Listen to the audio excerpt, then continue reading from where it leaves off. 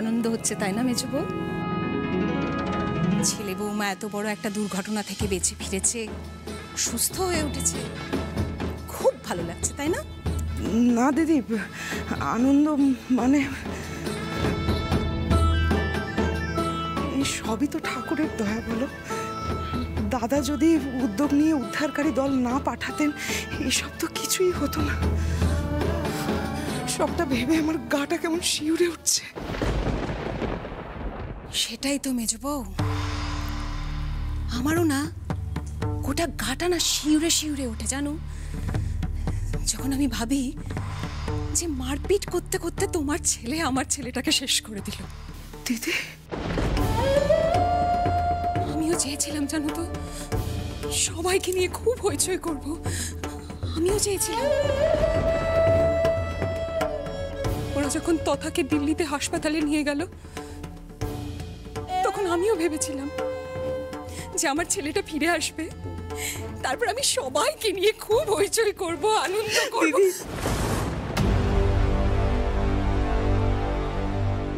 দিদি, অনেক দিন তো হলো, এবার অন্তত তুমি রোহিতকে ক্ষমা করে দাও। ছেলেটা মৃত্যুর মুখ থেকে ফিরে এসেছে দিদি। একটা সময় তো ছিল বলো, যখন যখন আমার চেয়েও বেশি করে আগলে রাখতে তুমি রোহিতকে। সেই সব কি মন থেকে চলে গেছে দিদি? কি করে আশা করো তুমি মেজো বউ? আমার ছেলেটাকে যে শেষ করে দিল তার মঙ্গল কামনা করব আমি? না, কিছুতেই না, কিছুতেই না। মা,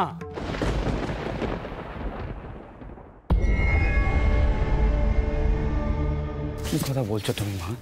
হ্যাঁ, রোহিত বেঁচে ফিরে এসছে, ফুলকি ফিরে এসছে, এটা তো আনন্দের খবর। তুমি কেন এরকম বলছো? দাঁড়াও মেজো কাকি, আমি হাত জোর করে তোমাদের সবার কাছে ক্ষমা চাইছি। আমি একটা রিলিফ ওয়ার্কে গিয়ে আটকা পড়েছিলাম, কোনো সিগন্যাল পাওয়া যাচ্ছিল না। যখন আমি জানলাম তখন তোমরা অলরেডি সব কিছু সামলে নিয়েছো। ঠিক আছে, আমি তো এটাও জানি না যে মাস্টারমশাই আমাকে নিয়ে কি ভাবছেন, বোধহয় খুব খারাপ ভাবছেন। রুদ্র, হ্যাঁ মা। বাবা, তোমার মুখটা খুব শুকনো দেখাচ্ছে, খুব খাটনি গেছে তাই না? ওই আরে মাস্টারমশাইয়ের কথা তো বাদই দাও, রোহিত ফুলকিকে নিয়ে দুশ্চিন্তা করে সময় পেলে তারপর তো তোমাকে নিয়ে ভাববে। যাকে, লাবু কোথায়? মা, লাবুর শরীরটা একটু খারাপ, তাই আসতে পারেনি। আমি একটু রোহিতের সাথে দেখা করে আসি প্লিজ। মেজবা কি, রোহিত কোথায়? ওপরে আছে, আমি দেখা করে আসছি। হ্যাঁ, রাতে তো ওদের নিয়েই হয়েছে, সাজগোজ করতে হবে না? রুদ্র বাবা, তুমি না এবার লাবুকে একটু ডাক্তার দেখাও ভালো করে, বুঝলে? আমি ঘরে গেলাম, তুমি এসো।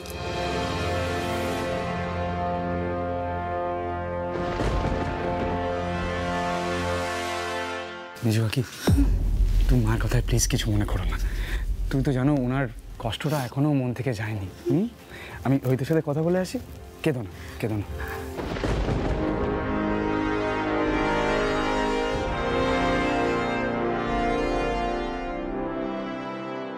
ঠাকুর, ঠাকুর দেখো, আজকের হইচইটা যেন মাটি না হয়ে যায়।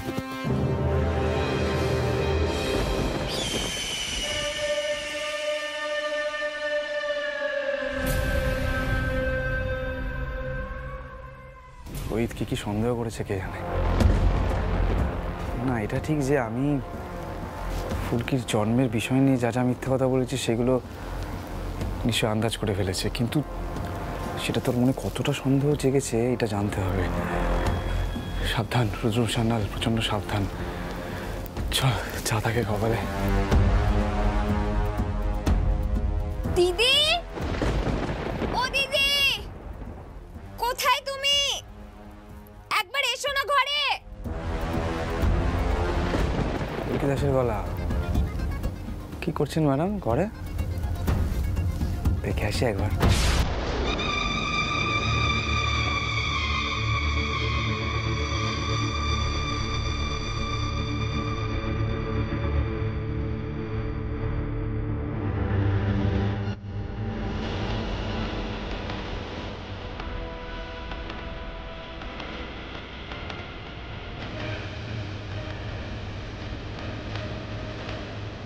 ধুৎ, এর মধ্যে আবার চুলটা ব্লাউজের হুকের মধ্যে আটকে গেল। একেই ফুলকি দাস মরছে নিজের জ্বালায়, মা কালী তার ফুলকি দাসের সমস্যা মেটাবে না?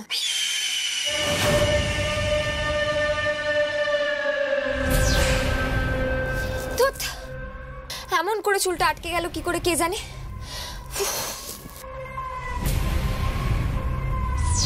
এই মেয়েটা ক্রমশ আমাকে কোণঠাসা করে ফেলছে আর আমার জেদটা বাড়াচ্ছে। অদ্ভুত একটা চ্যালেঞ্জ ছুড়ে দিচ্ছে বারবার, নিজের অজান্তেই চ্যালেঞ্জ করছে, আর উল্টোটুক সামনালো তাতে ক্রমশ আকর্ষিত হচ্ছে।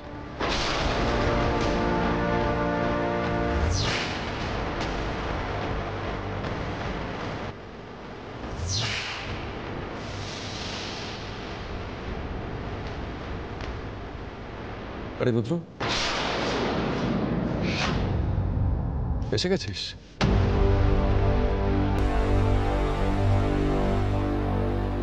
জামাইবাবু এসেছে? আরে রোহিত, তুই রেডি হয়ে গেছিস ভাই? তুই কেমন আছিস? একদম ভালো। না মানে তুই অবশ্য রেডি হয়ে গেছিস, মানে ফিট তো, কোনো অসুবিধা নেই? টোটালি ফিট অ্যান্ড ফাইন, চিন্তার কোনো কারণ নেই। শোন না, বলছি আমার তোর সাথে খুব ইম্পর্টেন্ট কিছু কথা আছে। আজকে এই পার্টি হয়ে যাক, তারপর বলবো। আরে হ্যাঁ রে বাবা, তুই সুস্থ হয়ে গেছিস সেটাই অনেক। এখন আমাদের যা কথা বাকি আছে সমস্ত কথা আমরা বলে নেবো। এখন তুই রেডি হয়েছিস তো তুই নিচে যা, বুঝতে পারলি? এমনিতেও আমার এত গিল্টি হচ্ছে না, আমার ভালো লাগছে না। এত একটা বিপদ হলো তোদের, আমি সেই মুহূর্তে কাজে আটকে গেলাম, এমনভাবে আটকালাম যে তোদের কাছে পৌঁছতে পর্যন্ত পারলাম না। যখন এলাম সমস্ত কিছু, যাকে ভগবানের অশেষ কৃপা যে তোরা দুজনেই সুস্থ হয়ে ফিরেছিস। শোন, তুই তুই নিচে যা, রেডি হয়ে গেছিস, সমস্ত কথা আমরা বলে নেবো। তমাল আমাকে একবার ডাকছিল, ওদের কিছু অ্যারেঞ্জ করতে হবে, আমরা দেখে নি। হ্যাঁ তুই এগো, আমি আসছি। এই তমাল, দিদি, দিদি তুমি এখানে একবার এসো না। কি করছে মেয়েটা? কখন থেকে বৌদিকে ডাকছে কেন?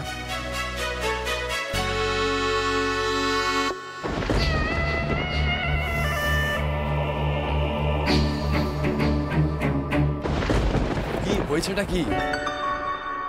হ্যাঁ,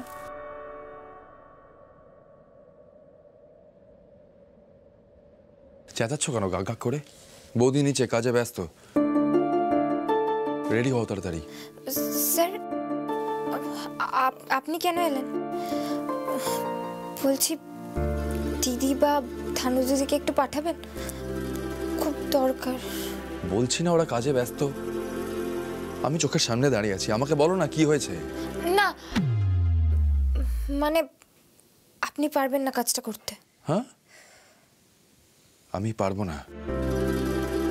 কি তোমার কোনো ধারণা আছে আমি কি পারি কি পারি না? সময় নষ্ট না করে বলো কি হয়েছে। আর কি ব্যাপার বলো তো, তখন থেকে হাত দুটো পেছনে দিয়ে দাঁড়িয়েছো কেন? কি হয়েছে? হ্যাঁ, না না না না না না স্যার, কিছু দেখি, কিছু না ঘোরো, স্যার।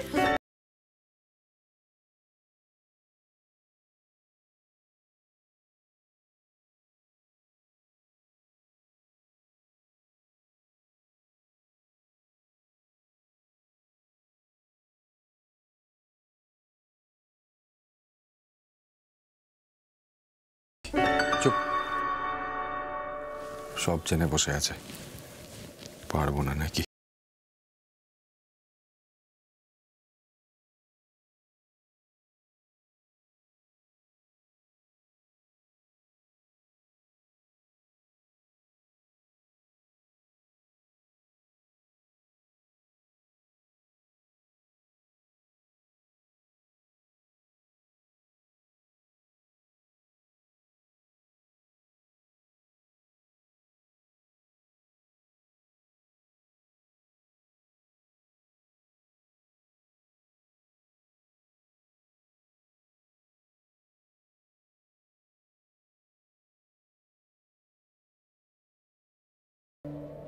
আর কোনো হেল্প লাগবে?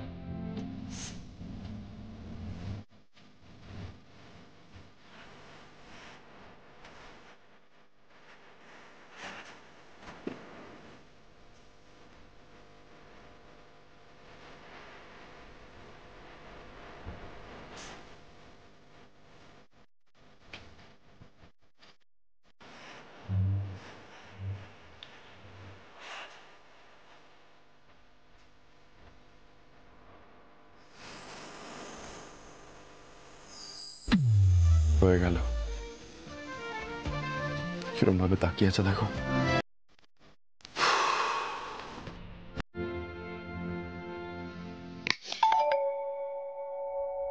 স্বপ্নের জগৎ থেকে বেরিয়ে এসো পুলকি দাস, কারণ এখন স্বপ্ন দেখার সময় নেই। আর হ্যাঁ, স্পোর্টস পার্সনদের না কথায় কথায় এরকম লজ্জা পেলে চলে না, বুঝলে?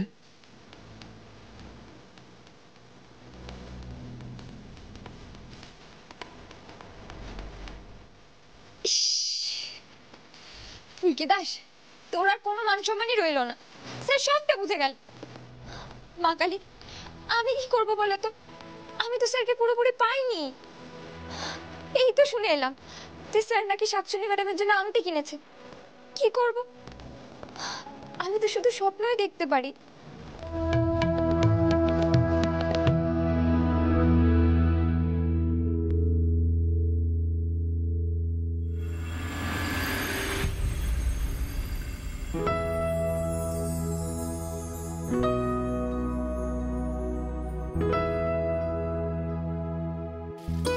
কি স্যার, আপনি এখানে কি করছেন?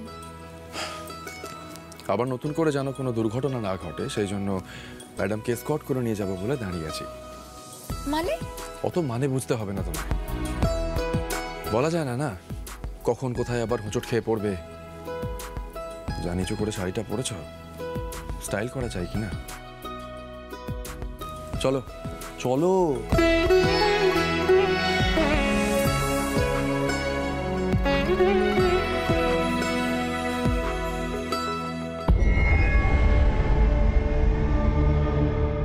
কি বুঝলেন শালিনী ম্যাডাম? কি বুঝলাম? বুঝলেন না?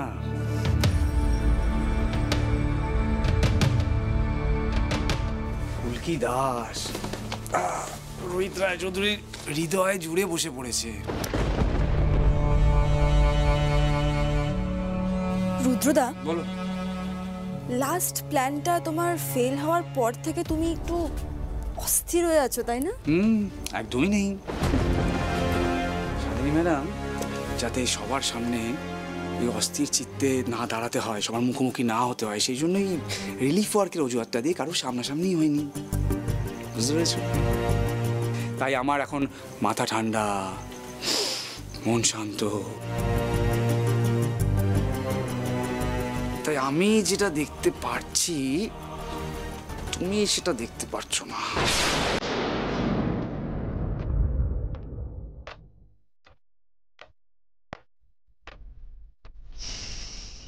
কি পড়ে আছে বলো তো এটা? হ্যাঁ, ওদিকে ফুলকিকে দেখো কত সুন্দর লাগছে, রোহিতের মন তো বলবেই। এখন রোহিতের টেস্টটাও তোমার থেকে আমাকে জানতে হবে। যেটা বলছি সেটা করো না, একটা শাড়ি পরো, সুন্দর লাগবে তোমায়, দেখো। তুমি বোধহয় জানো না রুদ্রদা, রোহিত আমার জন্য একটা রিং কিনেছে, আর মোস্ট প্রবাবলি সেটা আজকেই আমাকে পরিয়ে দেবে। তাই নাকি? ও, খুব ভালো খবর। দেখো কি হয়।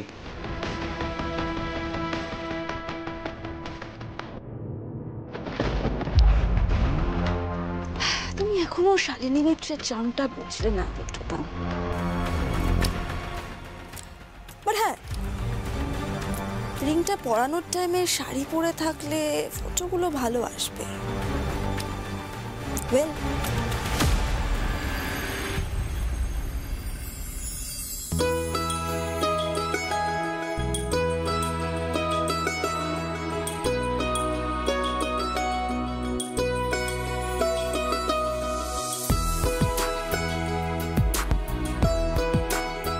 কি সব ঘটছে মা কালী? আমি স্যারের পাশে এভাবে সেজে গুজে নামছি, এটা কি সত্যি হচ্ছে নাকি স্বপ্ন দেখছি? আরে এই তো নায়ক নায়িকা এসে গেছে। আয় আয় আয় আয়। লোকজন কখন এসে গেছে রে, তোরাই নেই? কি রে দা ভাই, ফুলকি ও হচ্ছে সানি আর হচ্ছে আকাশ। রোহিত আমি তো তোকে বলছিলাম না, গত 24 ঘন্টা ওরাই ভাঙা বাড়ির মধ্যে আটকে ছিল। ওমা পিয়াল দাদা, তুমি ওই বাড়ির ব্যাপারে বুঝি সবাইকে বলেছো? ফুলকি, তোরা দুজনে ওই বাড়িতে যা সাহস দেখিয়েছিস সেটা তো ওদের বলতেই হবে।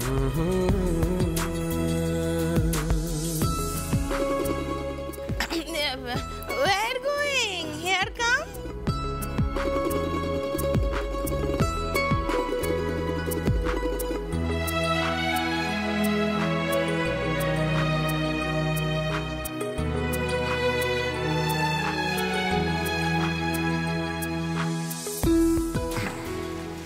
পূর্ণা,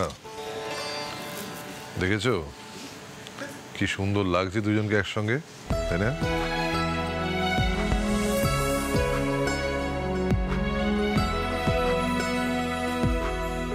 কি করে আশা করো তুমি মেজো বউ? আমার ছেলেটাকে যে শেষ করে দিল, তার মঙ্গল কামনা করব আমি। দাদা, আশীর্বাদ করো, দুজনে যেন সারা জীবন এভাবেই একসঙ্গে ভালো থাকতে পারে। আমি আর কিছু চাই না। ফুলকি, তোমার সাথে না আমার একটু কথা আছে। এক্সকিউজ আস। আসছি। এসো এদিকে এসো। বলছি শোনো না, দা ভাই কি তোমাকে কিছু দিয়েছে? মানে গিফট? কি আবার দেবে? এখন তো বক্সিং এ ম্যাচও হচ্ছে না, যে গ্লাভস পরিয়ে দেবে। দেয়নি না? আমি একটু ওইদিকে আছি। হ্যাঁ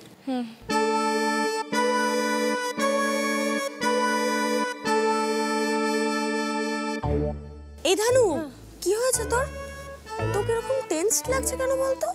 বৌদি, দা ভাই না একটা আংটি কিনেছে জানো তো, কিন্তু ছোটদা ভাই আর পিয়ালের দুজনেরই মনে হয় যে ওটা ফুলকির জন্য নয়। ফুলকির জন্য নয়? তবে কার জন্য? শালিনীর জন্য হতে পারে, তাই না? আমি তো রোহিতের পেট থেকে কোনো কথাই বার করতে পারলাম না, কিন্তু ফুলকিকে দেখি বেশ হ্যাপি হ্যাপি আছে। দুজনে দেখছি আবার একসাথে নামলো। আমি না কিছু বুঝেই উঠতে পারছি না কি হচ্ছে।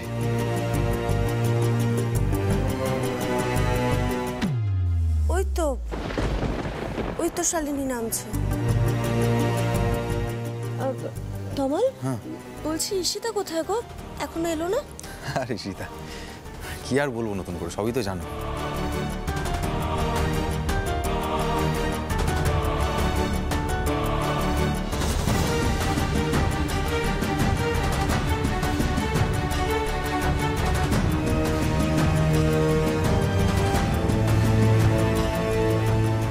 স্যার একটু শুনুন, একটু শুনুন এদিকে। আরে কি হলোটা? এক্ষুনি জামাইবাবুকে ফোন করে ঈশিতা দিদিকে ডাকতে বলুন। আগেরবার কিন্তু তোমার দাদার অপমান হয়েছিল, সেটা এবার হতে দিলে চলবে না। ফুলকি, এত অস্থির হচ্ছে কেন তুমি? ঈশিতা আসবে, নিশ্চয়ই আসবে। দেখো, কিন্তু আরাবুরির হসপিটালেও গিয়েছিল। আই থিঙ্ক ঈশিতাও পাল্টাচ্ছে। স্যার আপনি না ওইটা ভেবে বসে থাকুন, আমি বলে দিচ্ছি আজও কোনো একটা গন্ডগোল হবে।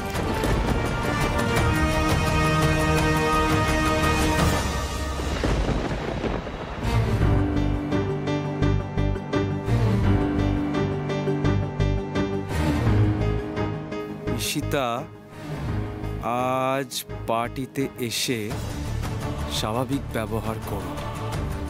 আমাদের এই মুহূর্তে ভালো ইমেজ মেনটেন করা দরকার।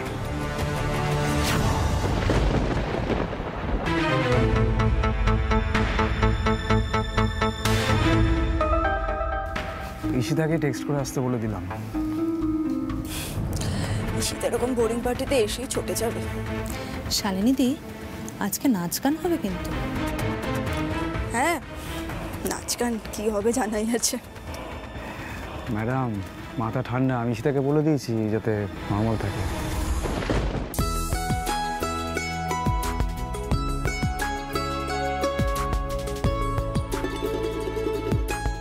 মাস্টারমশাই,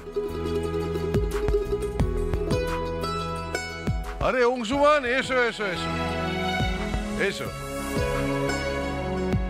রুদ্র, এদিকে এসো, এদিকে এসো। অংশুমান এসছে। রুদ্র, তুমি তো ছিলে না পুরো ঘটনার সময়। অংশুমানই এক প্রকার রোহিত আর ফুলকিকে ভাঙা বাড়ি থেকে উদ্ধার করেছে।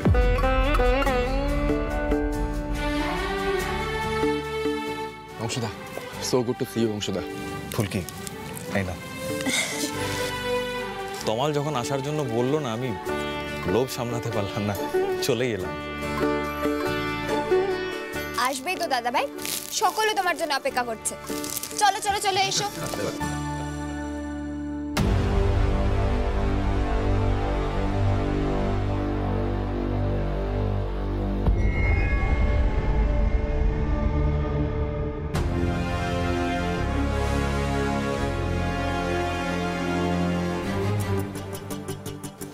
বদ্দি, এই পুলিশটাকে নিয়ে এত মাতামাতি করার কি আছে বলতো কাবেরী?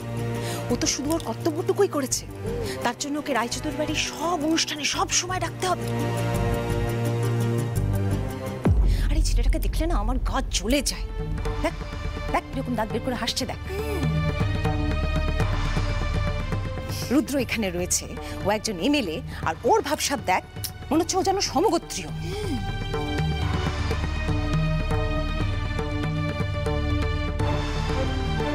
জেঠুমনি বলছি, আমরা তো একটা নাচানাচির বেশ বড় সড়ো প্ল্যান করে বসে আছি, তা শুরু করে দিই সেটা।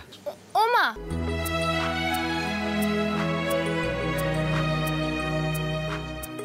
ঈশিতা দিদি আসুক না, আসবে না? Yes yes, Ishita coming. হ্যাঁ, ঈশিতা কেন কাম করবে না? She is coming. Rudra, Ishita when coming? Coming no? He is coming, হ্যাঁ অবভিয়াসলি শি ইজ কামিং। ওই দেখো বলতে বলতে চলে ও এসেছে। হ্যাঁ ঈশিতা, সবাই তোমার জন্য ওয়েট করছি আমরা। কোথায় ছিল? আরে সবার আগে ফ্যামিলি টাইম, কাজ তো সব হতেই থাকবে। চলো চলো চলো ভেতরে ঢোকো, এসো এসো। এই যে নিয়ে এসছি। শোন, তোর কি শুরু করে ডান্স ফান্স স্টার্ট করে দে। বহুদিন এই বাড়িতে হইলোর হয়নি, একটু হইলোর কর তো। দাঁড়াও, তার আগে আমরা বড়রা ভেতরে চলে যাই, তোমরা ছোটরা নিজেদের মতো হইচই করো, এনজয় করো, যা খুশি করো। হ্যাঁ দাদা, সেই ভালো। আমরা বরং পাশের ঘরে গিয়ে বসি। দাঁড়াও দাঁড়াও, সবাই মিলে একটা ছবি তুলি তারপর তো। হ্যাঁ, এই যে ভাই,